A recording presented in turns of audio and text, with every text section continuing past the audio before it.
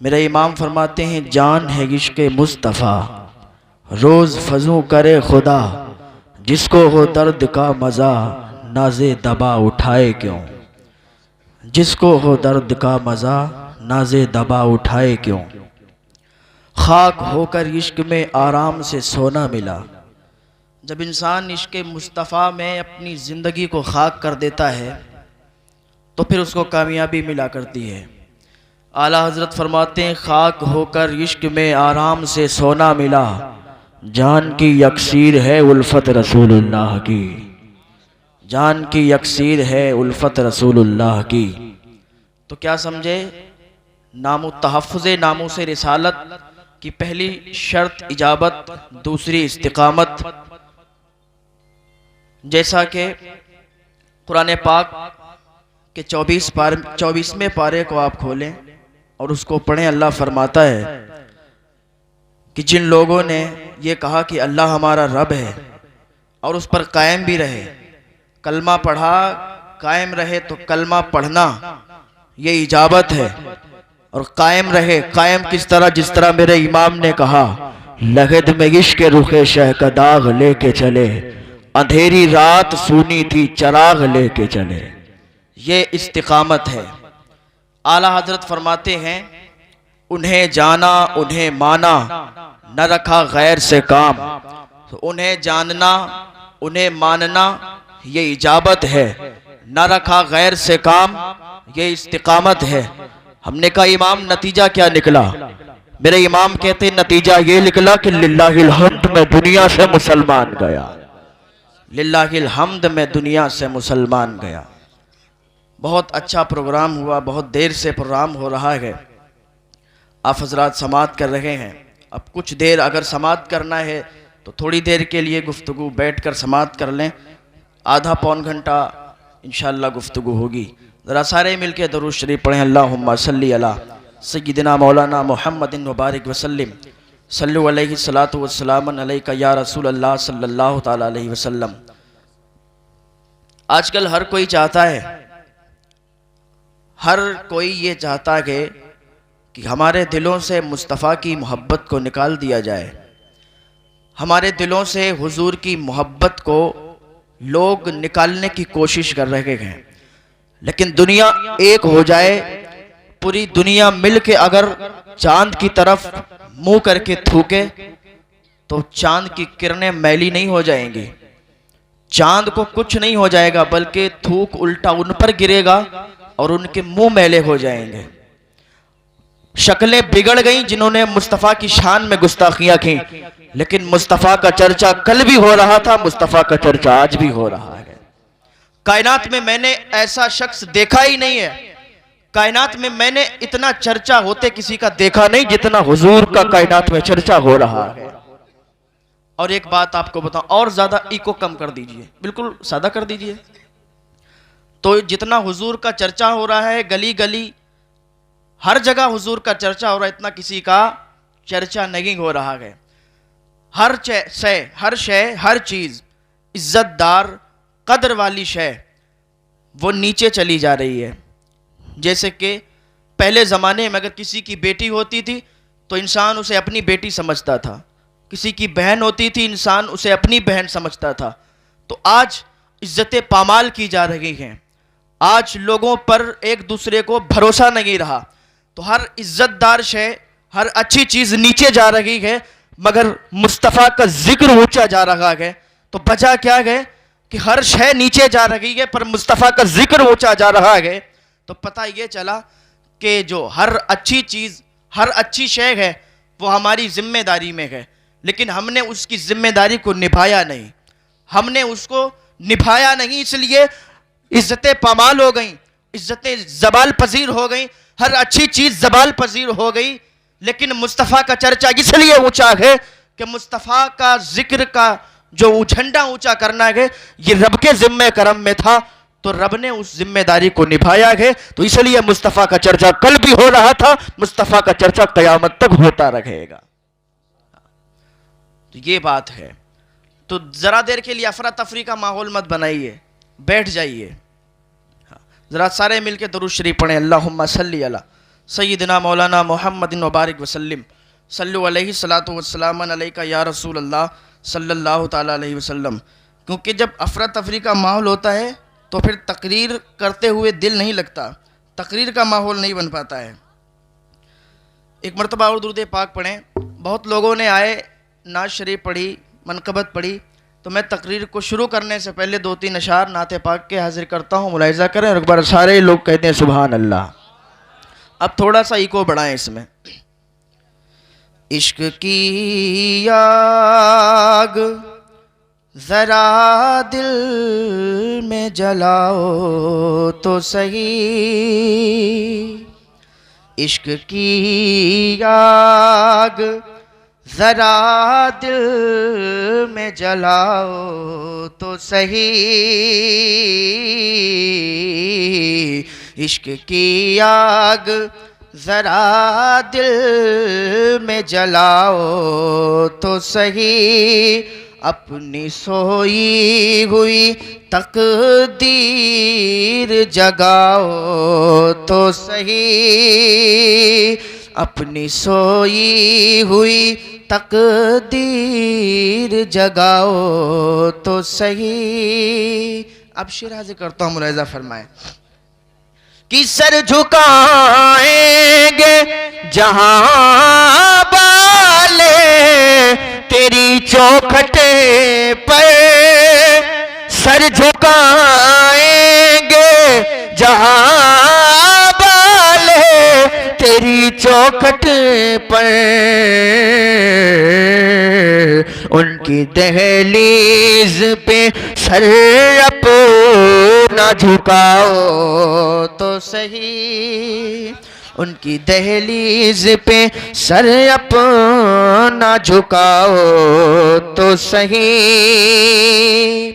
फिर मुझे मौत ही आ जाए तो परवाह नहीं, फिर मुझे मौत ही आ जाए तो परवाह नहीं, फिर मुझे मौत ही आ जाए तो परवाह नहीं, आप एक बार मेरे ख्वाब में आओ तो सही, आप एक बार मेरे ख्वाब में आओ तो सही। और आखिरी शेर समाप्त करें।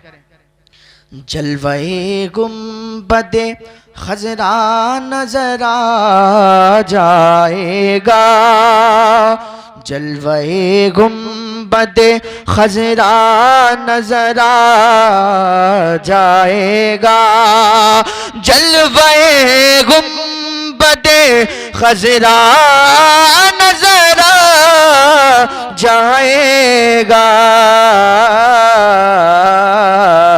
ख्वाजाए हिंद के दरबार में जाओ तो सही, ख्वाजाए हिंद के दरबार में जाओ।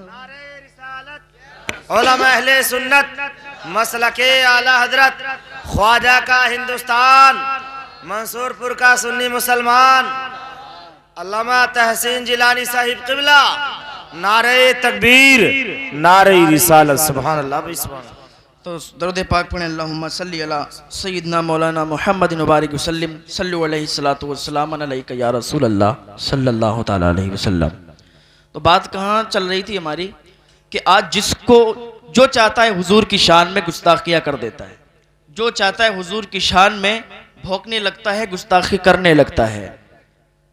जब सलेबी जंगों में मुसलमानों की जीत हुई तो लोगों ने मशवरा किया कि आखिर इनके पास ऐसी कौन सी ताकत है कि ये हारते हैं। पहली बात तो ये शिकस्त खाते नहीं हैं, और जब शिकस्त हो भी जाती है तो इनके पास ऐसी कौन सी ताकत है कि जब फिर इकट्ठा होते हैं तो फिर ये आबाद हो जाते हैं, ये लुट के भी आबाद हो जाते हैं।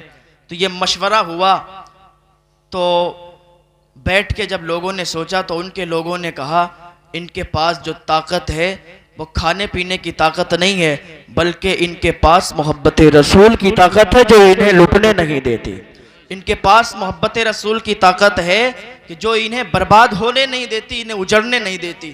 بلکہ بغداد جب تباہ کیا گیا تھا تو کیا کوئی سوچ سکتا تھا کہ بغداد میں پھر اسلام کا بول بالا ہوگا؟ جب بغداد کو تباہ کیا گیا تھا، اور ہر وہ قوم تباہ کر دی جاتی ہے کہ جب ان کے سینوں میں مصطفیٰ کی محبت نہیں رہتی ہے، جن کے دل میں مصطفیٰ کی محبت نکل جاتی ہے، پھر وہ قوم برباد ہونے لگتی ہے۔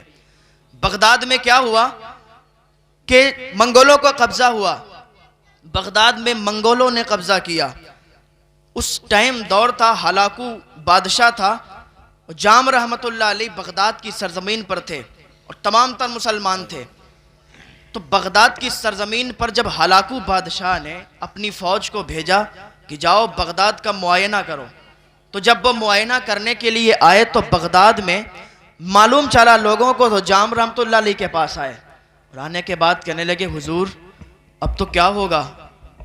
وہ ہلاکو بادشاہ نے لوگوں کو بھیجا ہے، اپنے سپاہیوں کو بھیجا ہے، وہ ہمیں جان سے مار دیں گے، ہمارے بچوں کو بھی قتل کر دیں گے، ہم کو جان سے مار دیں گے، ہم کو بچا لیجئے۔ تو حضرت جام رحمت اللہ علیہ نے اپنے کانسا ان کے پاس ہوتا تھا، انہوں نے اپنے کٹورے کے پلٹ دیا، اپنے کانسے کو زمین میں پلٹ دیا۔ تو کیا دیکھتے ہیں ان کے سپاہی پورا دن ادھر ادھر گھومتے رہے، لیکن بغداد انہیں نظر نہیں آیا۔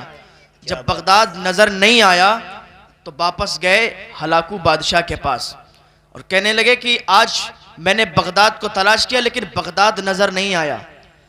اب ادھر یہ جو مسلمان آئے تھے اللہ کے اس ولی کے پاس، جام رحمت اللہ علیہ کے پاس، کہ آج ہمیں بچا لیجئے، ہم گناہوں سے توبہ کر لیں گے، ہمیں گناہوں سے ہم نے توبہ کر لی ہے، آج کے بعد کوئی گناہ نہیں کریں گے۔ جب انسان پہ پڑتی ہے تو فوراً انسان توبہ کی طرف، خاموش رہو تھوڑی دیر کے لیے، یار تقریر کرتے ہوئے میرا بالکل من نہیں ہو رہا ہے، اس لیے کہ جب بالکل شانتی کا ماحول ہوتا ہے تو میں تقریر کرتا ہوں، اس لیے میرا ماحول ہی نہیں بن پا رہا ہے تقریر کرنے کا۔ تو تھوڑی دیر کے لیے اگر سننا ہے تو سن لو، ورنہ پھر میں بیٹھ جاؤں گا۔ ویسے بھی بہت لیٹ بول رہا ہوں، بہت دیر سے میں انتظار دیکھ رہا تھا کہ اب نمبر آئے گا، اب نمبر آئے گا۔ ماحول بن ہی نہیں پاتا ہے جب انسان سنتا نہیں صحیح سے۔ پڑھیں درود پاک، اللہم صلی علی سیدنا مولانا محمد مبارک وسلم، صلو علیہ الصلوۃ والسلام علیکہ یا رسول اللہ صلی اللہ تعالیٰ علیہ وسلم۔ تو کیا ہوا؟ جام رحمت اللہ علیہ نے کٹورا پلٹا، ان لوگوں نے توبہ کی کہ آج کے بعد کوئی گناہ نہیں کریں گے۔ جب انسان پر پڑتی ہے تو وہ گناہ سے توبہ کر لیتا ہے، لیکن جب بلا پڑتی ہے جیسے ہی ختم ہوتی ہے ویسے ہی وہ کہنے لگتا ہے، اپنے وہ گناہوں میں لگ جاتا ہے، وہ زنا خوری میں ملبس ہو جاتا ہے، وہ سود خوری میں لگ جاتا ہے۔ جیسے ہی جام رحمت اللہ علیہ نے کٹورا پلٹا تو چھپ گیا بغداد، پھر بغداد نظر نہیں آیا۔ تو جب واپس چلے گئے سپاہی تو پھر یہ اپنی اسی عیاشی میں لگ گئے، گناہوں پر لگ گئے۔ ابھی ترکی میں جب زلزلہ آیا تھا تو سارے لوگ، میں نے خود سنا تھا لوگوں کو، مسجد کے باہر آ کے امام صاحب سے کہتے امام صاحب نماز اذان پڑھ دیجئے، زلزلہ آنے والا ہے، زلزلہ آیا ہے۔ اس سے پہلے لوگ جب پڑھتی ہے تب توبہ کے لیے نکلتے ہیں، جب اوپر سے چلی جاتی ہے، جب ختم ہو جاتی ہے تو پھر اسی عیاشی میں لگ جاتے ہیں، پھر گناہ کرنے لگتے ہیں۔ زنا کرنے والے زنا میں لگ جاتے ہیں، چوری کرنے والے چوری میں لگ جاتے ہیں، عیاشی کرنے والے عیاشی میں لگ جاتے ہیں، وہ سب اپنے اپنے کاموں میں لگ جاتے ہیں۔ جب جام رحمت اللہ علیہ نے کٹورا پلٹا تھا تو سپاہی آ کے دیکھ رہے تھے، سپاہیوں نے معائنہ کیا پر بغداد نظر نہیں آیا۔ ہلاکو بادشاہ کے پاس گئے، کہنے لگے بادشاہ سلامت، بغداد نظر نہیں آیا۔ کہا تم کیا بات کرتے ہو، بغداد تو سامنے نظر آیا، دکھ رہا یہاں سے بغداد، تم کہتے ہو کہ بغداد نظر نہیں آیا۔ آخر کیوں نظر نہیں آیا تھا؟ کیونکہ اللہ کے ولی کی دعا تھی، اللہ کے ولی کی یہ طاقت تھی کہ اس نے کٹورے کو پلٹا تھا تو پورا بغداد کٹورے کے اندر سما گیا تھا۔ تو پھر یہ اپنی عیاشیوں میں جب لگے تو اس نے ادھر پھر دوسرے سپاہیوں کو بھیجا کہ جاؤ، یہ لوگ کہتے بغداد نظر نہیں آیا، جاؤ تم دیکھو بغداد نظر کیوں نہیں آیا، کہ یہ سچ کہتے ہیں۔ تو پھر لوگ معائنہ کرنے کے لیے آئے، پھر ان کے سپاہی آئے، اور آنے کے بعد پھر بغداد کے اندر داخل ہونا چاہ رہے تھے کہ پھر یہی مسلمان آ کے اس اللہ کے ولی کے پاس، جام رحمت اللہ علیہ کے پاس آ کے کہنے لگے حضور آج پھر ہمیں قتل کرنے کے لیے آئیں گے، آج پھر آئیں گے، اسلام تباہ ہو جائے گا، اسلام مٹ جائے گا۔ لوگ یہ سمجھتے ہیں کہ اسلام مٹ جائے گا، اسلام تباہ ہو جائے گا، ظالم یہ نہیں سمجھتے تھے کربلا میں 3 دن حسین کو بھوکا رکھا، لوگ سمجھتے تھے کہ حسین بھوکا رہے گا تو اسلام مٹ جائے گا، اسلام ختم ہو جائے گا، لیکن انہیں معلوم نہیں تھا کسی کی اولاد میں ایک ایسا بچہ پیدا ہوگا جسے دنیا صابر کلیری کے نام سے جانے گی۔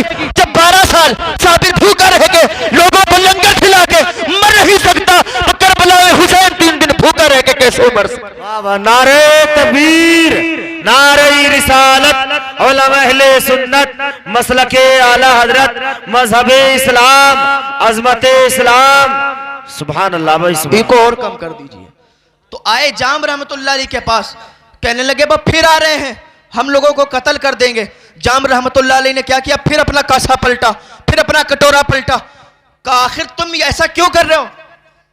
تو انہوں نے کہا حضرت ہم پھر توبہ کرتے ہیں اپنے گناہوں سے کہ آج کے بعد ہم کوئی گناہ نہیں کریں گے، آج آپ کے ہاتھ پر تائب ہو جا رہے ہیں، کوئی بھی گناہ نہیں کریں گے، اپنے سارے گناہوں سے توبہ کرتے ہیں۔ جام رحمت اللہ علیہ کی ہاتھوں پہ سارے لوگوں نے توبہ کر لی۔ جب سب نے توبہ کر لی تو انہوں نے اپنے کٹورے کو پلٹ دیا۔ جب کٹورا پلٹا تو بغداد کٹورے کے اندر سما گیا۔ جب بغداد کٹورے کے اندر سمایا تو پھر بغداد چھپ گیا۔ ان لوگوں نے معائنہ کیا، چلے گئے ہلاکو بادشاہ کے پاس۔ جانے کے بعد کہنے لگے بادشاہ سلامت، آج ہم پھر گئے تھے، ہم نے بغداد کو اتنا تلاش کیا لیکن بغداد ہمیں نظر نہیں آیا۔ کہا تم کیا کہتے ہو؟ جو دو پہلے معائنہ کرنے کے لیے گئے تھے ہلاکو نے ان کو بھی قتل کر دیا، جو اس بار گئے تھے ان کو بھی قتل کر دیا۔ کہ اب معائنہ کرنے کے لیے نہیں بھیجیں گے، جنگ ہونے کے لیے جائے گی۔ لوگوں کو تلاش کیا، اپنے سپاہیوں کو بٹھایا کہ سب لوگ چلو اب ایک ایک مسلمان کے سر کو تن سے جدا کر دیں گے، ان کو کاٹ کے رکھ دیں گے، ان کو مار دیں گے۔ جب ہلاکو بادشاہ نے اتنا کہا تھا تو ان لوگوں کو پھر پتا چلا، ان لوگوں کو پتا چلا کہ آج پھر آئیں گے وہ لوگ، آج ان کا ارادہ الگ ہے۔ آج ان کا ارادہ ہے کہ وہ ہم کو مار دیں گے، آج ان کا ارادہ ہے کہ ہم کو قتل کر دیں گے۔ تو پھر جام رحمت اللہ علیہ کے پاس آئے، کہا جام رحمت اللہ علیہ سے کہا حضور آج پھر وہ لوگ آ رہے ہیں، ہم کو قتل کر دیں گے، ہم کو مار دیں گے، ہمارے بچے تباہ ہو جائیں گے، ہمارے بچے مر جائیں گے، آج ہم کو بچا لیجئے۔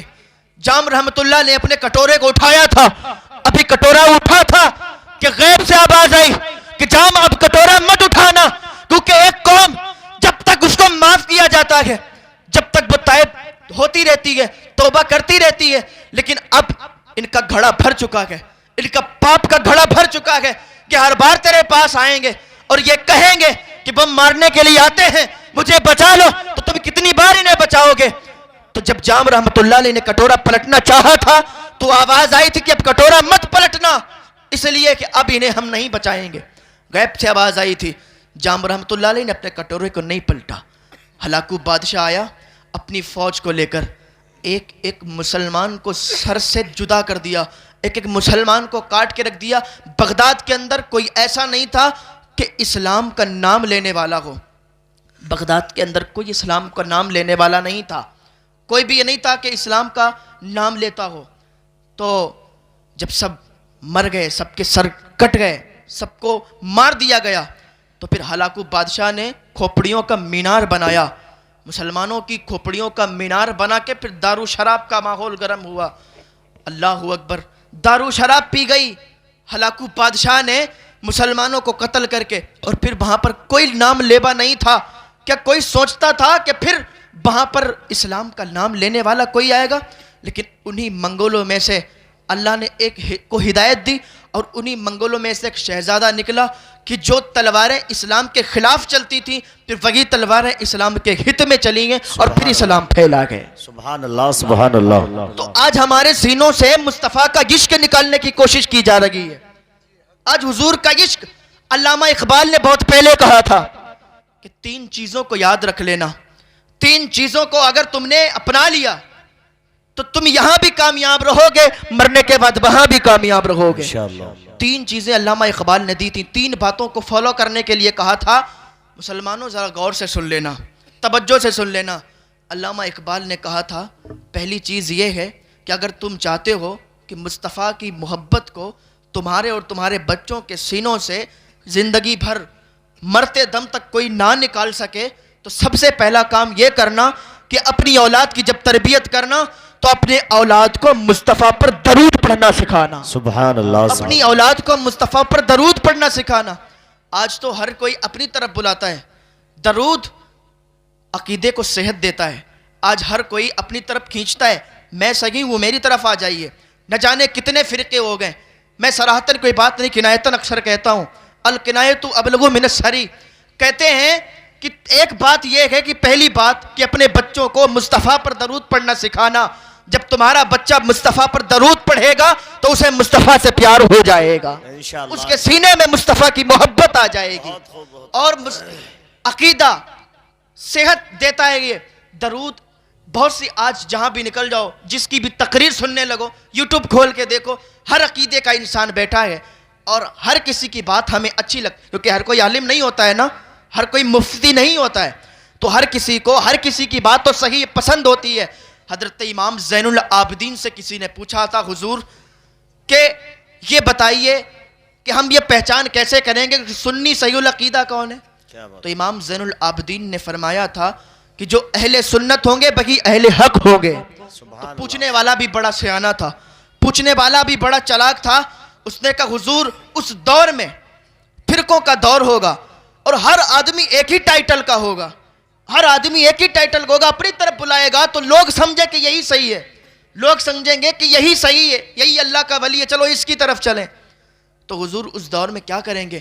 صحیح سنی صحیح العقیدہ کی پہچان کیسے ہوگی؟ تو امام زین العابدین کا جواب سنیے۔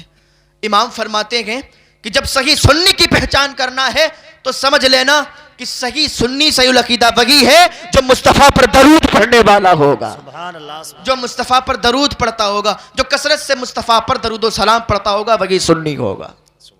اور درود و سلام پڑھنے سے رزق بھی عطا ہوتا ہے اور مصطفیٰ کی زیارت بھی عطا ہوتی ہے۔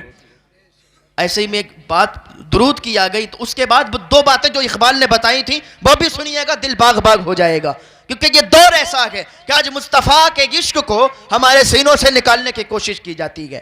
درود شریف کی برکت کیا ہے؟ ایک آدمی تھا، اس نے درود شریف کو اتنا فالو کیا کہ ہر وقت درود شریف پڑھتا تھا، بہت غریب تھا، اسے کوئی اپنے جگہ کام کرنے کے لیے نہیں لے جاتا تھا، وہ جاتا تھا مزدوروں کے اڈے پہ جہاں مزدور لے جایا کرتے تھے، لیکن کوئی اسے نہیں لے جاتا تھا، اس لیے کہ تھوڑا کمزور تھا، کام کرنے میں وہ تھوڑا کمزوری دکھاتا تھا، کمزور تھا۔ 3 دن ہو گئے وہ بھوکا تھا، اس کے گھر والے بھی بھوکے تھے۔ پہلے کا زمانہ اتنا ایسا نہیں ہوتا نا کہ ہر کوئی مالدار ہو، ہر کوئی مالدار نہیں ہوتا تھا، تو وہ بھوکا تھا، فاقے ہو رہے تھے، تو گھر پہ آیا، بیوی نے کہا کچھ کھانے کے لیے لائے ہو؟ اس نے کہا 3 دن سے کوئی لے کے نہیں جاتا اپنے یہاں، میں کہاں سے کھانا لاؤں گا؟ تو کہا بچے بھوکے ہیں پھر کیا کریں؟ کہا کچھ نہیں، مصطفیٰ پر درود پڑھنا شروع کر دو، مصطفیٰ پر درود پڑھنا شروع کر دو، خود میرے لیے راستہ ہوگے، خود رزق اترے گا، اللہ نے چاہا، کیونکہ بھروسہ پکا کرنا چاہیے، جس کو بھروسہ ہوتا ہے اس کو عطا بھی ہوتا ہے۔ تو سارے کے سارے بیٹھ کے درود شریف پڑھ۔ آج کا کوئی انسان ہوتا نا، آج کی اگر بیوی، ہر بیوی ایک جیسی نہیں ہوتی، آج کی اگر بیوی ہوتی کوئی ایسی تو پتہ ہے کیا کہتی؟ کہتی درود شریف پڑھنے سے کہیں کھانا آتا ہوتا ہے، درود شریف پڑھنے سے کہیں کھانا ملتا ہے، گھومتے رہتے ہو ایسے ہی، کما کے لاتے نہیں ہو، ہم سے کہتے ہو درود شریف پڑھیں۔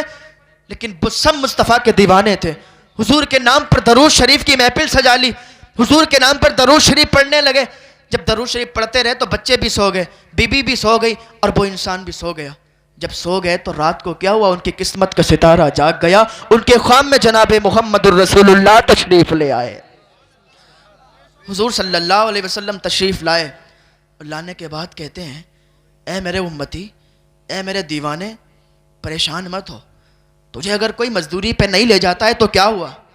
میں تجھے ترکیب بتاتا ہوں، میں تجھے ایک ایسی بات بتاتا ہوں کہ جب تو وہ بات کو فالو کرے گا تو تجھ سے زیادہ تیرے شہر میں کوئی مالدار نہیں ہوگا۔ جب اتنا اس نے سنا تھا تو دل خوش ہو گیا، باغ باغ ہو گیا۔ کہا حضور فرمائیے نا پھر کیا بات ہے؟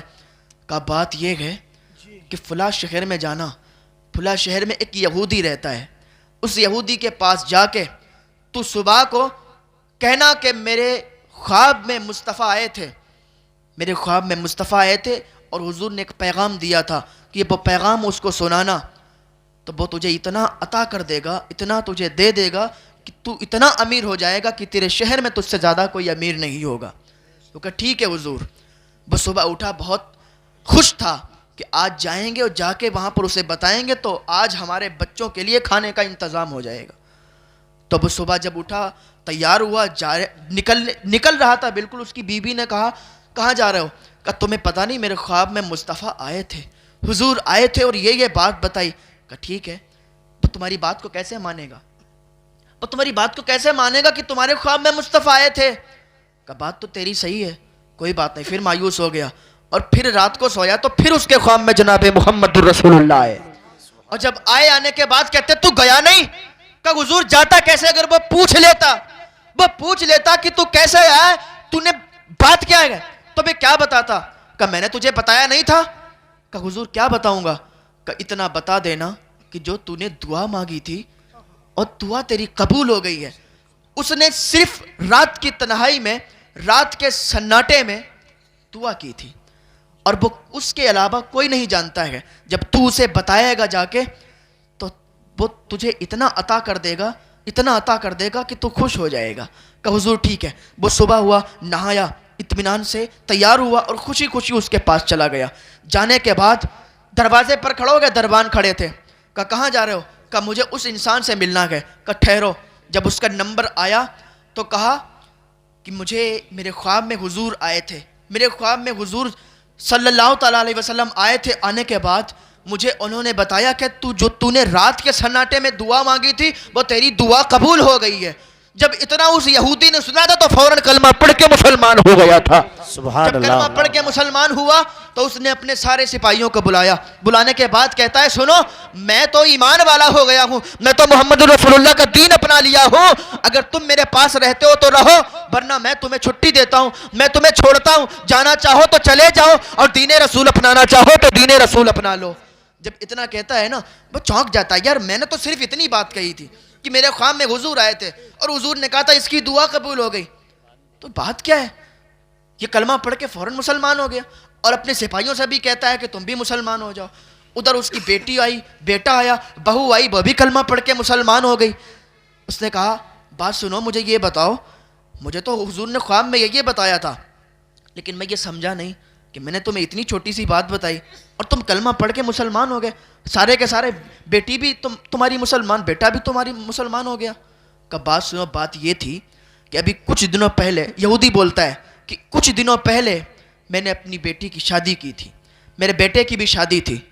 تو میں نے ایسا کوئی شہر میں ایسا کوئی گھر نہیں تھا جہاں میں نے دعوت نامہ نہیں بھیجا تھا, جہاں میں نے لوگوں کو کھانے پہ بلایا نہیں تھا.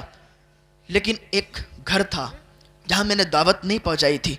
جب رات کا سناٹا ہوا, شادی نپٹ گئی, سب لوگ کھا کے چلے گئے, تو رات کے سناٹے میں میرے کانوں میں رونے کی آواز آئی. ایک خاتون تھی, اس کی 4 بیٹیاں تھیں, وہ سید زادیاں تھیں اور رات کے سناٹے میں غریب تھیں, رو رہی تھیں ان کی بچیاں اور اپنی ماں سے کہہ رہی تھیں ماں ہم سید زادے ہیں تو کیا ہوا؟ اس نے سارے محلے والوں کو, سارے شہر والوں کو پوچھا کہ ہم اتنے برے ہیں کہ اس نے ہمیں نہیں پوچھا. ماں اس نے ہمیں کیوں نہیں پوچھا؟ جب اتنا اس نے رو رو کے اس کی بیٹیوں نے کہا تھا تو اس کی ماں نے دعا کی تھی, ہمارے لیے دعا کی تھی کہ یا اللہ اگر اس نے نہیں پوچھا تو کیا ہوا, پر مولا اسے ایمان کی دولت سے سرفراز فرما دے. اس نے سارے شہر والوں کو پوچھا, سارے لوگوں کو پوچھا, لیکن اگر ہم کو نہیں پوچھا تو کیا ہوا؟ یا اللہ ہم سید زادیاں ہیں, یا اللہ ہم نبی کی آل سے ہیں, تو ہماری دعا قبول فرما لے. جب رات کی تنہائی میں وہ ہمارے لیے رو رو کے دعا کر رہی تھی اور وہ شکوہ اللہ سے کر رہی تھی کہ اس نے سب کو پوچھا ہمیں نہیں پوچھا, تو ہم رات کے سناٹے میں اٹھے, رات کی تنہائی میں اٹھے, ہم نے کچھ کھانا لیا, کچھ کپڑے لیے اور ان سید زادیوں کے دروازے پہ جا کے میں نے دستک دی. دروازہ کھٹکھٹایا, اندر سے آواز آئی کون؟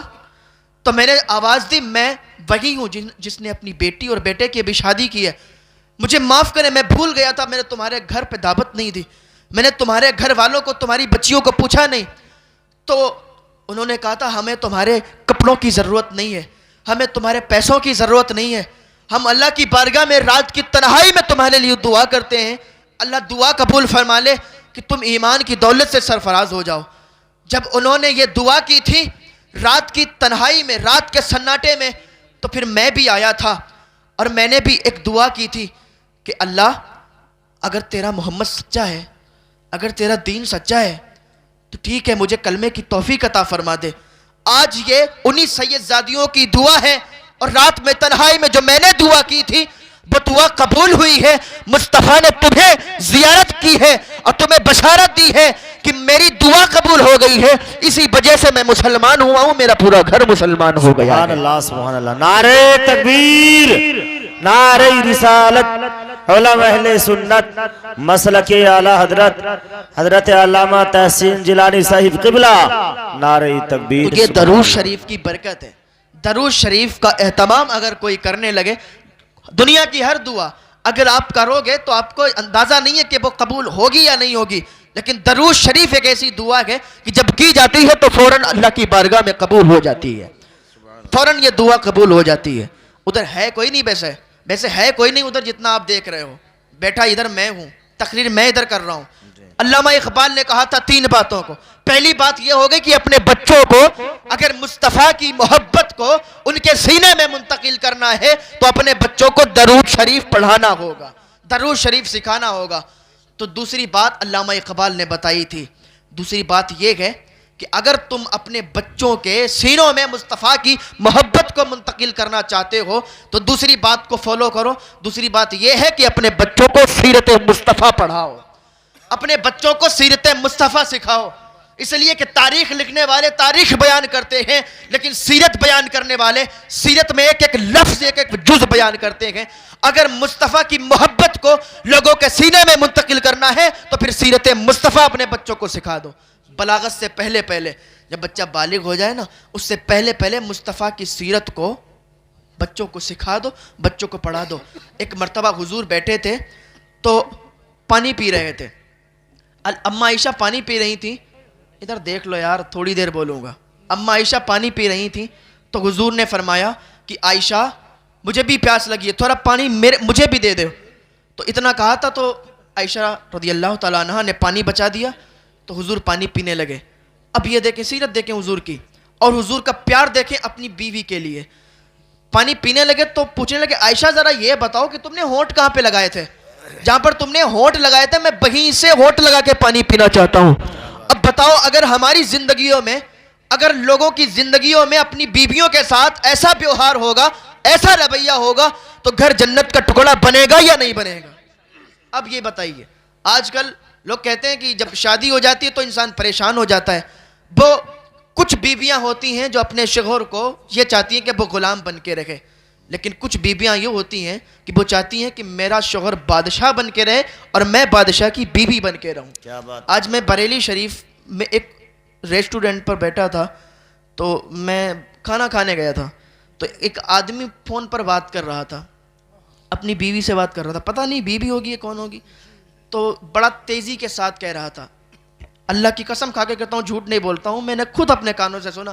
وہ کہہ رہا تھا کہ تو نے میری زندگی تباہ کر کے رکھ دی ہے، کھانا کھانے بیٹھا ہوں کچھ دیر تک لیے چین کرنے دے، کچھ دیر کے لیے مجھے چین سے یہاں کھانا کھانا، اپنی بیوی کے لیے کہہ رہا تھا، شاید بیوی سے ہی کہتا ہوگا۔ تو وہ بیویاں ہوتی ہیں جن کو یہ سمجھ نہیں ہوتی، لیکن بیوی اگر نیک مل جائے تو گھر جنت بنا دیتی ہے۔ تو علامہ اقبال نے بتایا تھا کہ اپنے بچوں کو سیرت مصطفیٰ سکھاؤ، سیرت مصطفیٰ پڑھاؤ۔ اگر سیرت مصطفیٰ اپنے بچوں کو پڑھاؤ گے تو تمہارے بچے کے سینے میں مصطفیٰ کی محبت آ جائے گی، اور دنیا کی کوئی طاقت پھر ان کے سینے سے مصطفیٰ کی محبت نکال نہیں سکتی ہے۔ انشاءاللہ۔ ایک غیر مسلم نے جب اسلام قبول کیا تو اس سے پوچھا گیا کہ تم نے اسلام کیوں قبول کیا؟ کہا میں نے حضور کی سیرت پڑھی اور میں نے ایک واقعہ سنا، وہ حضور کے زمانے میں ہی تھا۔ کہا میں نے واقعہ یہ دیکھا کہ جب حضور تشریف فرما تھے تو ایک آدمی آیا، اس نے کہا یا رسول اللہ میرے بچے کے لیے دعا کریں، میرا بچہ گم ہو گیا ہے۔ جب حضور ابھی ہاتھ اٹھانے ہی والے تھے، حضور ہاتھ اٹھانا چاہ رہے تھے کہ دروازے پر ایک انسان آیا، کہنے لگا حضور ابھی میں نے اس کے بچے کو فلاں باغ میں دیکھا ہے، وہ باغ میں کھیل رہا ہے۔ تو ظاہر سی بات ہے جو اپنے بچے سے کئی دن سے بچھڑا ہوا ہو، جب اسے پتا چل جائے کہ اس کا بچہ وہاں پہ تو دوڑ لگا دے گا۔ جب اس نے اتنا سنا کہ میرا بچہ فلاں باغ میں ہے تو اس نے دوڑ لگانا شروع کی۔ تو حضور نے بلایا، کہا اس کو بلاؤ۔ صحابہ نے اسے بلایا، آ کے حضور کی بارگاہ میں بیٹھا۔ یا رسول اللہ آپ نے بلایا؟ کہاں بلایا؟ کہا بہت جلدی ہے۔ کہا یا رسول اللہ بہت دن سے بچھڑا ہوا ہوں، میری بیوی ادھر پریشان ہوتی, ادھر میں پریشان ہوں, کئی دنوں سے کھانا نہیں کھایا, میرا بچہ گم ہے, اتنی محبت ہے مجھے اپنے بچے سے ملنا ہے جا کے. حضور نے فرمایا میں نے تجھے روکا نہیں ہے اور نہ ہی میں نے تجھے روکنے کے لیے بلایا. کہا حضور پھر کیوں بلایا؟ کہا بلایا اس لیے کہ جب تو جائے گا نا باغ میں اور اپنے بچے سے ملے گا تو کتنے دن سے بچھڑا ہوا ہے, تجھے پیار آئے گا, تو اپنے بیٹے سے بیٹا کہہ کے بلائے گا, اور پیار میں جب بیٹا نکلے گا تو وہاں پر اور بھی بچے کھیلتے ہوں گے. جب وہ سنیں گے کہ اس کا ابا اس کو بیٹا کہہ کے پکار رہا ہے, انہیں اپنے باپ کی یاد آ جائے گی. ان میں بہت سے یتیم ہوں گے جنہیں اپنے باپ کی یاد آ جائے گی کہ کاش آج میرا بھی ابا ہوتا تو آج مجھے بھی بیٹا کہہ کے بلاتا. تو کہتا ہے کہ میں نے بس اسی واقعے سے اسلام کو قبول کر لیا. میں نے کہا جس کے دل میں یتیموں کے لیے اتنا پیار ہے اس کے دل میں پھر لوگوں کے لیے کتنا پیار ہوگا. میں نے اس واقعے سے اسلام قبول کر لیا. تو سیرت مصطفیٰ کو بچوں کو سکھانا ہے. علامہ اقبال نے دوسری بات بتائی تھی, تیسری بات بھی علامہ اقبال نے بتائی تھی. اگر کوئی یہ تینوں باتوں کا فالو کر لینا دنیا میں اسے کوئی نیچا نہیں کر سکتا, اس کے دل سے حضور کی محبت نکال نہیں سکتا. تحفظ ناموس رسالت کانفرنس یہ جو منعقد کی گئی ہے اسی کے ضمن میں یہ تقریر ہو رہی ہے. تو علامہ اقبال نے تیسری بات بتائی تھی. تیسری بات یہ ہے کہ اپنے بچوں کو مصطفیٰ کا حسن و جمال بتاؤ. اپنے بچوں کو جب مصطفیٰ کا حسن و جمال بتاؤ گے کہ مصطفیٰ کا چہرہ کیسا تھا, مصطفیٰ کی آنکھیں کیسی تھیں, مصطفیٰ کی زلفیں کیسی تھیں, تو انہیں مصطفیٰ سے پیار ہو جائے گا. اور جب انہیں مصطفیٰ سے پیار ہوگا تو کوئی طاقت انہیں پھر مصطفیٰ سے الگ نہیں کر سکتی ہے, ان کے سینوں سے مصطفیٰ کی محبت نکال نہیں سکتی ہے. یہ علامہ اقبال نے بتایا تھا ان تین چیزوں کو. تو اس کے عنوان سے ایک بات آپ کو بتاؤں کہ حضور صلی اللہ علیہ وسلم کے وصال کے 100 سال کے بعد ایک صحابی ہیں ابو طفیل, جو حضور کے وصال کے 100 سال کے بعد یہ زندہ رہے. اور ایک دن جب حج کا موسم تھا تو یہ اسی جگہ گئے اور حج کے موسم میں اونچے ٹیلے پر کھڑے ہو گئے اور لوگوں کو متوجہ کر کے کہنے لگے, لوگوں میں تمہیں یہ نہ بتاؤں کہ آج کائنات میں کوئی ایسا شخص نہیں ہے جس نے مصطفیٰ کا چہرہ دیکھا ہو میرے علاوہ, ایسا کوئی شخص نہیں ہے.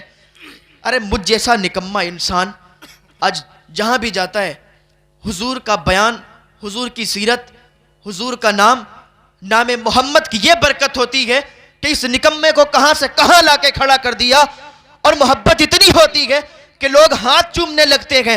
تو مجھ نکمے کی جب اتنی عزت ہوتی ہے تو جس نے مصطفیٰ کا چہرہ دیکھا ہوگا پھر اتنی اس کی کتنی عزت ہوتی ہوگی. جب اس نے کھڑے ہو کے کہا تھا اس صحابی رسول نے کہ کائنات میں میرے بعد ایسا کوئی شخص نہیں ہے آج کے دور میں جس نے مصطفیٰ کا چہرہ دیکھا ہو.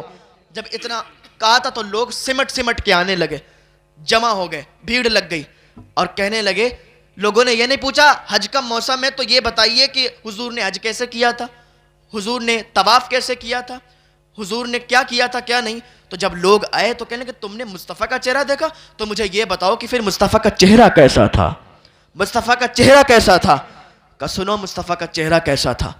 مصطفیٰ کا چہرہ بڑا چمکدار تھا, مصطفیٰ کا چہرہ بڑا سفید تھا, لوگ دیکھتے تھے تو ان کا دیوانے ہو جایا کرتے تھے. اور حسان بن ثابت کہتے ہیں جب میں مصطفیٰ کو دیکھتا تھا, جب مصطفیٰ کے حسن و جمال کو دیکھتا تھا تو اپنے ہاتھوں کو اپنی آنکھوں پر ایسے رکھ لیا کرتا تھا, اپنے انگلیوں کو بیچ سے دیکھا کرتا تھا کہ کہیں مصطفیٰ کا حسن, مصطفیٰ کے حسن و جمال کی وجہ سے میری آنکھوں کی بینائی نہ چلی جائے. مصطفیٰ کا حسن تو ایسا تھا.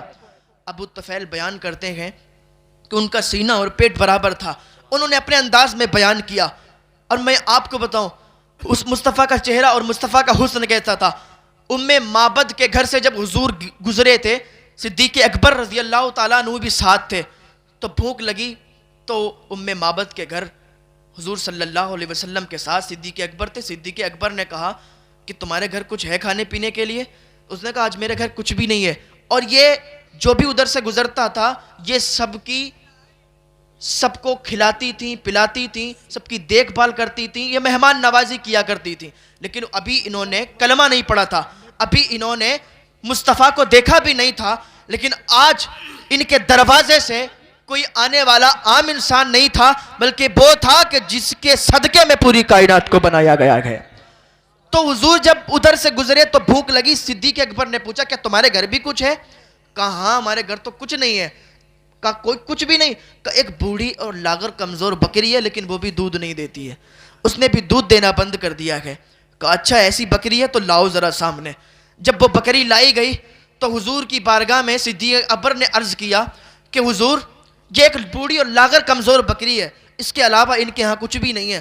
تو حضور نے ہاتھ اٹھائے, جب ہاتھ اٹھائے تو اس کے اندر اس کے تھنوں میں اتنا دودھ آ گیا تھا کہ اس کے تھن پھٹنے لگے تھے, اتنا دودھ اس کے تھنوں میں اتر آیا تھا. حضور نے فرمایا پیالہ لے کے آؤ. جب ام معبد پیالہ لے کے آئی, پیالہ لانے کے بعد دودھ دہا گیا تو پیالہ بھر گیا.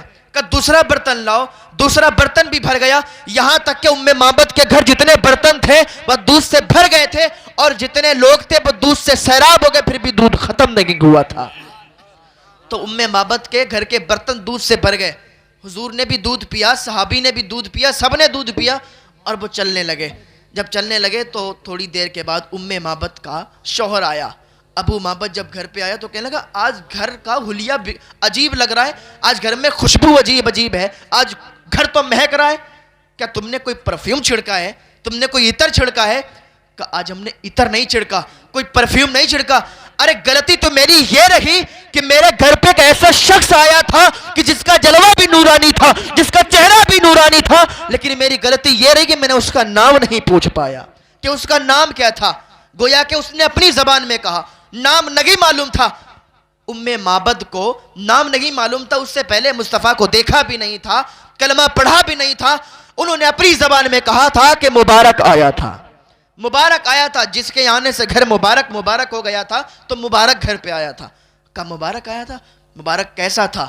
کہا مبارک کے بارے میں مت پوچھو, اس کا چہرہ اتنا نورانی تھا, اس کی آنکھیں اتنی نورانی تھی, اس کے ہونٹ اتنے نورانی تھے, اس کی زلفیں اتنی نورانی تھی کہ کائنات میں ایسی زلفوں کو میں نے کبھی دیکھا ہی نہیں ہے, کائنات میں ایسے شخص کو میں نے کبھی دیکھا ہی نہیں ہے. میں یہ کہہ دوں کہ کسی ماں نے ایسا بچہ نہیں پیدا کیا جیسا میرا مبارک آیا تھا.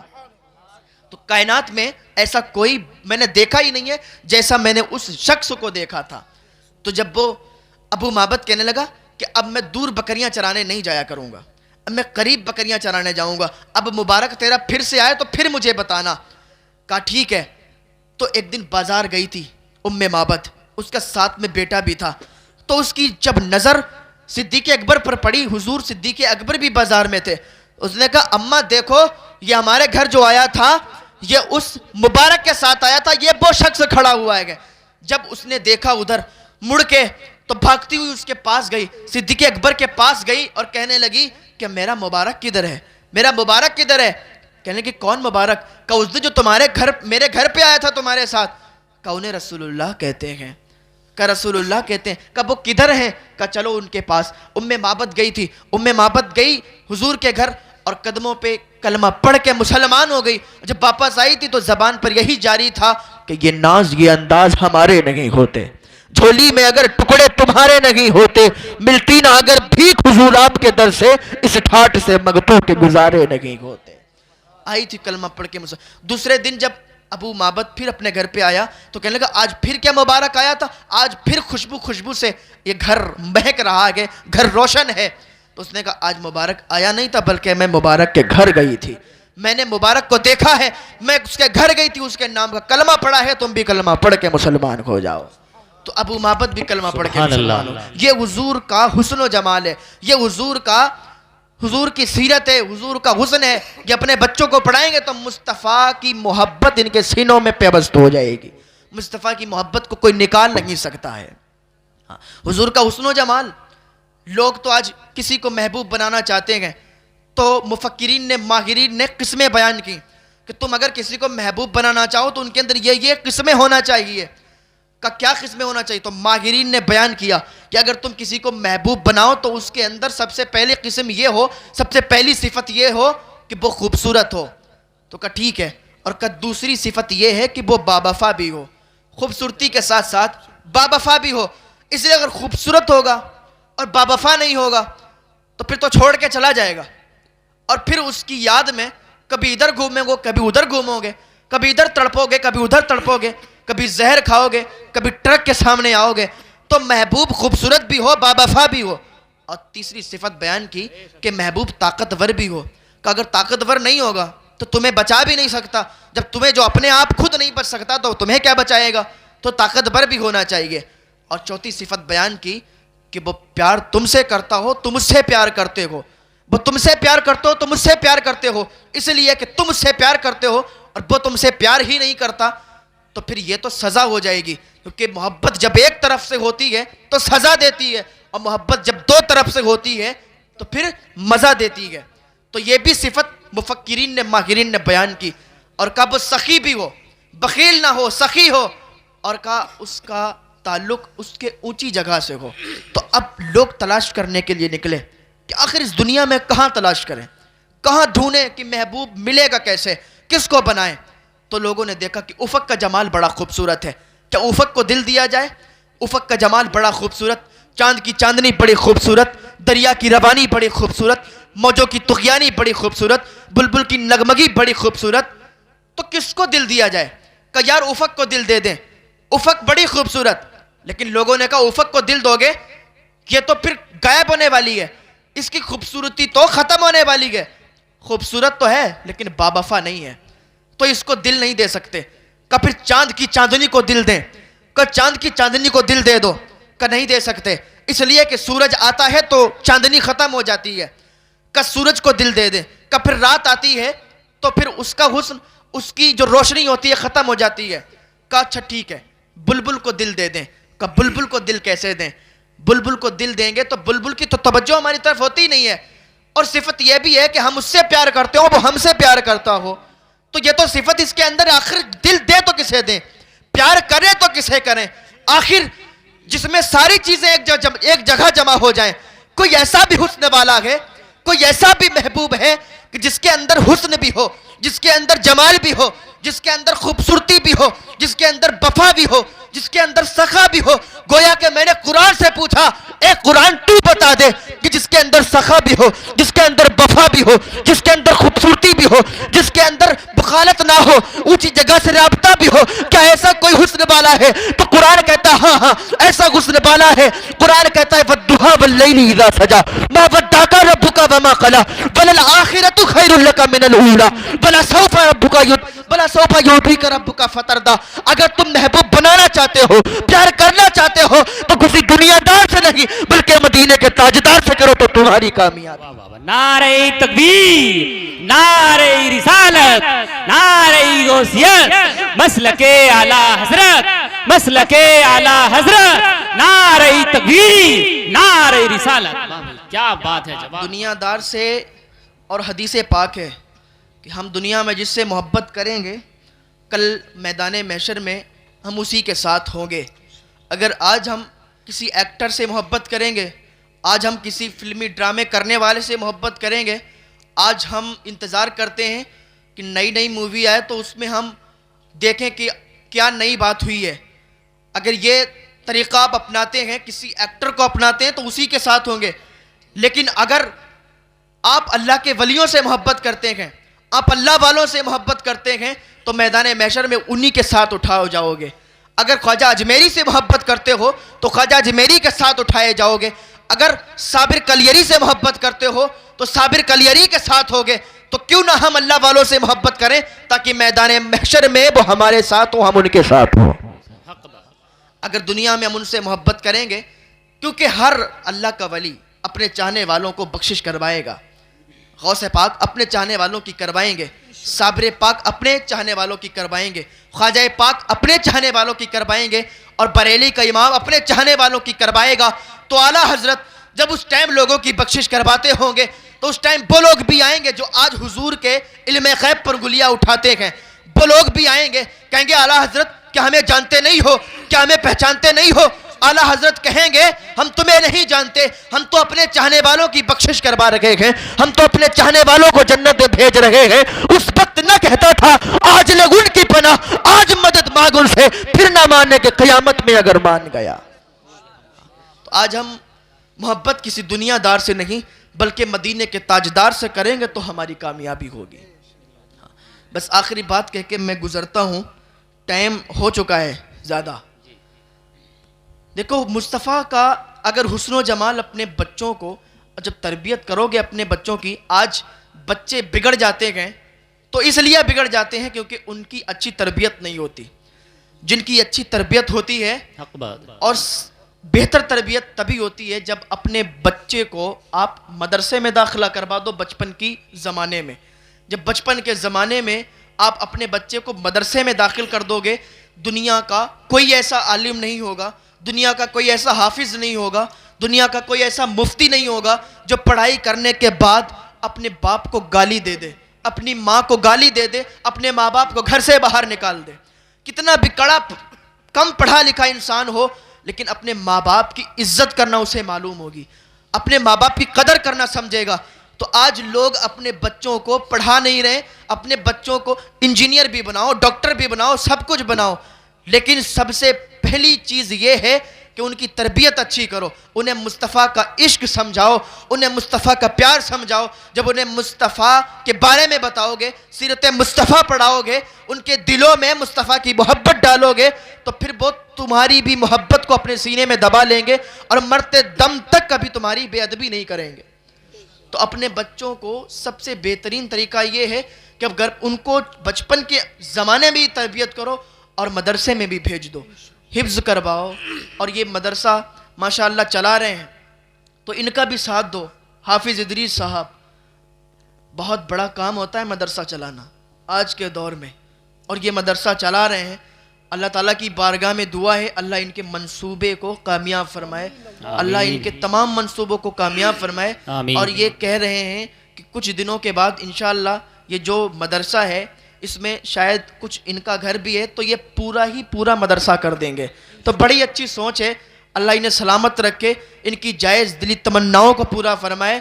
تو ان کا بھی ساتھ دو, تو اپنے بچوں کی تربیت اچھی کرو. آخری بات کہہ کے بس گزرنا چاہتا ہوں کہ مصطفیٰ کے حسن و جمال کی بات چل رہی تھی, مصطفیٰ کے حسن و جمال کی. حضور ایک مرتبہ جا رہے تھے, گزر رہے تھے راستے سے, تو آپ نے دیکھا قافلہ ایک تھا ٹھہرا ہوا اور آپ راستے سے گزر رہے تھے, تو آپ نے دیکھا ایک سرخ اونٹ تھا بندھا ہوا تھا. حضور کو اچھا لگ گیا, حضور نے کہا اس کو بیچو گے؟ اس کے مالک سے کہا, تو کہاں اس کو بیچیں گے. اس نے منع ہی نہیں کر پایا, حالانکہ وہ بیچنا نہیں چاہتا, لیکن مصطفیٰ نے جب پوچھا کہ اس کو بیچو گے, اور مصطفیٰ کی شان یہ تھی کہ مصطفیٰ سب سے الگ تھے. مصطفیٰ کا جسم نہ زیادہ لمبا تھا نہ زیادہ پست تھا, لیکن اللہ نے شان یہ عطا فرمائی تھی کہ اگر 10 لاکھ کا مجمع ہوتا اور مصطفیٰ 10 لاکھ کے مجمع میں جاتے تو لوگوں کے سر ان کے کندھوں کے برابر آیا کرتے تھے. کتنا بھی لمبا انسان ہوتا ان کے کندھوں کے برابر آتا تھا, اور مصطفیٰ ان میں نمایاں نظر آیا کرتے تھے. تو راستے سے گزر رہے تھے, جب راستے سے گزرے تو سرخ اونٹ دیکھا, نظر پڑی, کہا اس کو بیچو گے؟ کہاں بیچیں گے؟ کہا کتنے میں؟ کہا اتنے میں بیچیں گے. حضور نے کہا ٹھیک ہے, میرے پاس ابھی پیسے نہیں ہیں, میں تو آیا تھا ٹہلنے کی غرض سے, لیکن میں اس کو خریدنا چاہتا ہوں, مجھے یہ اونٹ تمہارا پسند آ گیا ہے. جب حضور نے اونٹ کو خرید لیا, کہا پیسے نہیں ہیں, پیسے میرے 2 آدمی آ کے, میرے غلام آ کے تمہیں پیسے دے دیں گے, پیسوں کی تم کوئی ٹینشن نہ لینا. اس نے کہا کوئی بات نہیں, ٹھیک ہے آپ اونٹ لے جائیے. تو حضور اونٹ لے گئے, اور جب آپ چلے گئے تو ایک قافلے سے انسان نکل کے آیا. کہا اے اونٹ کے سردار, اونٹ کے مالک, تم نے اونٹ بیچ دیا؟ کہاں بیچ دیا. کہ یار وہ کون شخص تھا جو تمہارا اونٹ لے گیا, تم تو بیچنا نہیں چاہتے تھے. کہا میں جانتا ہی نہیں وہ کون تھا. کہ ایڈریس بھی نہیں جانتا. کہ ایڈریس نہیں جانتے ہو, اس کے بارے میں نہیں جانتے ہو, تو پھر اونٹ کیوں بیچا؟ کہ یار میں اس کو منع ہی نہیں کر پایا, اس کا چہرہ ہی اتنا خوبصورت تھا, اس کا چہرہ ہی اتنا حسین تھا کہ میں اس کو منع ہی نہیں کر پایا. کہا اچھا. دوسرا آیا, کہ تم ایڈریس بھی نہیں جانتے تھے, تم اس کا پتہ بھی نہیں جانتے, اس کا نام بھی نہیں جانتے, تم نے اونٹ بیچ دیا. گویا کہ اونٹ چوری ہو گیا. اونٹ کو چوری کا نام دے دو, اب وہ تمہارے پیسے واپس نہیں کرے گا, اب وہ نہیں آئے گا لوٹ کے. تو خاتون ایک سن رہی تھی خیمے کے اندر ہی, تو ادھر سے چیخ کے بولی کہ تم اونٹ کو چوری کا نام مت دو, اگر اس نے تمہارے پیسے نہیں واپس کیے تو پیسے میں واپس کروں گی. کہ چلو شکر ہے کہ تم تو اس کو جانتی ہو, تمہیں تو پتا ہے وہ کون شخص تھا. تو عورت کہتی ہے میں بھی اس کو نہیں جانتی. کہ جانتی نہیں تو ضمانت کیوں لیتی ہو؟ کہ ضمانت اس لیے لیتی ہوں کہ جس کا چہرہ اتنا خوبصورت ہو وہ جھوٹا ہو نہیں سکتا. میں اپنے خیمے سے دیکھ رہی تھی, جب وہ تم سے باتیں کر رہا تھا تو دانتوں سے اس کے حسن نکل رہا تھا, دانتوں سے نور نکل رہا تھا, اور سامنے والی پہاڑی پر نظر آ رہا تھا. تو جس کے حسن کا یہ جمال ہو, جس کا چہرہ اتنا خوبصورت ہو, وہ جھوٹا نہیں ہو سکتا. کہا ٹھیک ہے. ابھی یہ باتیں چل ہی رہی تھیں کہ 2 صحابی رسول آئے, کچھ کھجوریں بھی لائے تھے اور پیسے بھی لائے تھے. لانے کے بعد انہوں نے اس کو دے دیا کہ یہ اپنے بانٹ لو کھجوروں کو, اور یہ پیسے رکھ لو. اس نے کہا پیسے؟ اب پیسے کون لیتا ہے؟ کہا پیسے رکھ لو. کہا پیسے اب نہیں لیں گے. کہا پھر؟ کہا اب تو اس کو کلمہ پڑھا کے مسلمان کروا دو. کہا ٹھیک ہے. گئے حضور کی بارگاہ میں اور سارے کے سارے حضور کے قدموں پر کلمہ پڑھ کے مسلمان ہوتے ہیں, اور مسلمان ہونے کے بعد جب باہر نکلتے ہیں تو لپے بگی ترانہ ہوتا ہے, گویا کہ وہ اپنی زبان میں کہتے ہیں کہ ناز یہ انداز ہمارے نہیں ہوتے, جھولی میں اگر ٹکڑے تمہارے نہیں ہوتے, ملتی نہ اگر بھیک حضور آپ کے در سے, اس ٹھاٹ سے مگتوں کے گزارے نہیں ہوتے, اس ٹھاٹ سے مگتوں کے گزارے نہیں ہوتے. جب اسلام بہت تیزی کے ساتھ پھیل رہا تھا مکہ میں, تو ابو جہل جس کا بہت اچھا دوست تھا یمن کے اندر, تو اس نے خط لکھا تھا کہ آج مکہ میں بہت تیزی کے ساتھ اسلام پھیل رہا ہے, کوئی محمد ہے جو اسلام کو تیزی کے ساتھ پھیلا رہا ہے, لوگ اس کے پاس آتے ہیں, اس کا حسن و جمال ایسا ہے کہ اس کا حسن و جمال دیکھ کے وہ اس کے دیوانے ہو جاتے ہیں. ابو جہل جو حضور کا دشمن تھا, وہ خط لکھتا ہے یمن کے ایک حبیب بن مالک کو خط لکھتا ہے, جو بہت بڑا رئیس تھا وہاں کا. تو اس نے خط دیکھا, کہا اچھا ایسا شخص ہے جو نیا دین لایا ہے اور سارے لوگ اس کے دیوانے ہوتے جا رہے ہیں, چلو میں آتا ہوں, ایک میٹنگ رکھتا ہوں. حبیب بن مالک آیا, اس نے ایک میٹنگ رکھی. مکے کے بڑے بڑے کافر جمع تھے, بڑے بڑے کافر آئے تھے, اس میٹنگ میں شامل تھے. تو حضور کی بارگاہ میں ایک شخص آیا, کہا چلو تمہیں ابو جہل نے بلایا ہے. وہ میٹنگ رکھی گئی ہے, یمن سے حبیب بن مالک آیا ہے, ابو جہل کا دوست ہے. تو حضور نے کہا ٹھیک ہے. حضور کی ایک شان یہ بھی تھی کہ حضور جس مجلس میں چلے جاتے تھے, آج لوگ کہتے ہیں کہ اگر ہم ہنس کے بات کریں گے, اگر ہم مسکرا کے بات کریں گے تو ہمارا روب و دبدبہ ختم ہو جائے گا. ایسا نہیں ہے. پھر حضور کے روب و دبدبہ کے بارے میں کیا کہیں گے, حضور تو مسکرا کے بات کرتے تھے, اور ایسے مسکراتے تھے کہ نور سامنے والی پہاڑیوں پر نظر آیا کرتا تھا. جب حضور مجلس میں داخل ہوا کرتے تھے تو کوئی کسی کی ہمت نہیں ہوتی تھی کہ حضور کے سامنے بات کرے. جب حضور اس مجلس میں گئے تو سب کے سب خاموش ہو گئے, منہ لٹکا کے نیچے بیٹھ گئے.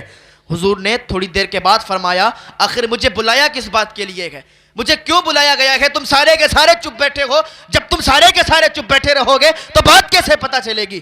جب اتنا حضور نے فرمایا تو حبیب بن مالک نے ایک الگ انداز میں, نرمی والے انداز میں کہا کہ میں نے یہ سنا ہے آپ نیا دین لے کے آئے ہیں, میں نے یہ سنا ہے کہ آپ لوگوں کو اپنی طرف بلا رکھے ہیں. حضور نے فرمایا بے شک یہی دین سچا ہے اور یہی مذہب سچا ہے, میں اللہ کا نبی ہوں اور دین اسلام لے کے آیا ہوں.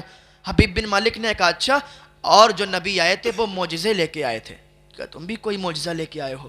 حضور نے فرمایا کیا دیکھنا چاہتا ہے؟ کہا میں 2 معجزے دیکھنا چاہتا ہوں. کہا کیا 2 معجزے دیکھنا چاہتا ہے؟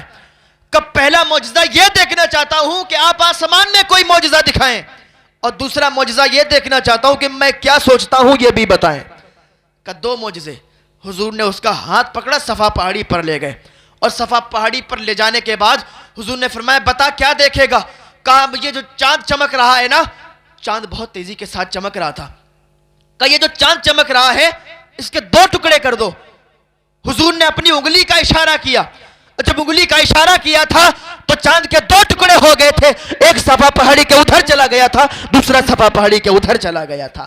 اعلیٰ حضرت کی نظر جب اس پر پڑی تو پکار اٹھتے ہیں کہ چاند الٹے پاؤں پلٹے, کہ سورج الٹے پاؤں پلٹے, چاند اشارے سے ہو چاک, اندھے نجدی دیکھ لے قدرت رسول اللہ کی, اندھے نجدی دیکھ لے قدرت رسول اللہ کی. جب حضور نے چاند کے 2 ٹکڑے کیے تو سمجھ گیا کہ بات تو ہے اس میں کچھ, لیکن آخری بات یہ پوری ہو جائے تو پھر میں ان سے پوچھوں. کہا میرے 2 معجزے تھے, ایک معجزہ تو آپ نے پورا کر دیا, لیکن دوسرا معجزہ یہ بتائیے آپ کہ میں سوچتا کیا ہوں, میرے دل میں کیا ہے؟ حضور نے فرمایا دوسری بات تو یہ سوچتا ہے, تیرے دل میں یہ ہے کہ تیری ایک بیٹی ہے, اس کے پیر اپاہج ہے, وہ چل نہیں سکتی, اپاہج بیٹی ہے, تو یہ چاہتا ہے کہ میری بیٹی ٹھیک ہو جائے. جب حضور نے اتنا سنا تھا, حضور نے جب اتنا کہا تو وہ قدموں پہ گر گئے اور کلمہ پڑھ کے مسلمان ہو گیا. کہا جس کی باتوں میں اتنی سچائی ہے, جو دلوں کے راز جانتا ہے, آسمانوں میں بھی چاند کو 2 ٹکڑے کر دیا کرتا ہے, تو ضرور اس میں ایک بات ہے, اور یہ جھوٹا نہیں ہو سکتا، اس لیے میں اس کے قدموں پہ گر کے کلمہ پڑھ کے مسلمان ہوتا ہوں۔ ابو جہل کا بہت بڑا دوست تھا، لیکن جب حضور کے یہ دو معجزوں کو دیکھا تو کلمہ پڑھ کے مسلمان ہوا، اور پھر جب گیا گھر پہ واپس، آخری بات اس کے بعد میں اپنی بات کو ختم کرتا ہوں، گیا واپس، دروازے پر دستک دی، دروازہ کھٹکھٹایا تو بگی بیٹی آئی جو پیروں سے چل نہیں سکتی تھی، جو اپاہج تھی، اس نے دروازہ کھولا، اور جب دروازہ کھلا تو وہ کہتا ہے کہ بیٹی یہ کیا ہو گیا، تو اپاہج تھی، تو ٹھیک کیسے ہو گئی؟ اس نے کہا ابا کچھ مت کہو، بس گورا سا بدن، ایک ماہ مدن، نورانی بدن، نیچی نظریں، سب کی خبریں دکھلا کے خبر، وہ سنا کے سکھر، میرا پھونک گیا سب تن من دھن، میرا پھونک گیا سب تن من دھن۔ ابا میں نے خواب میں دیکھا تھا، ایک سفید چہرے والا، ایک نورانی جلوے والا آیا تھا، اس نے مجھ سے کہا تھا بیٹی تیرا باپ مکے میں کلمہ پڑھ کے مسلمان ہوتا ہے، تو یہاں کلمہ پڑھ کے مسلمان ہو جا تو ٹھیک ہو جائے گی۔ آپ نے مکے میں پڑھا تھا، میں نے یہاں پڑھ لیا، اس نے میرے سر پہ ہاتھ رکھا تھا، میں شفا یاب ہو گئی، میں ٹھیک ہو گئی۔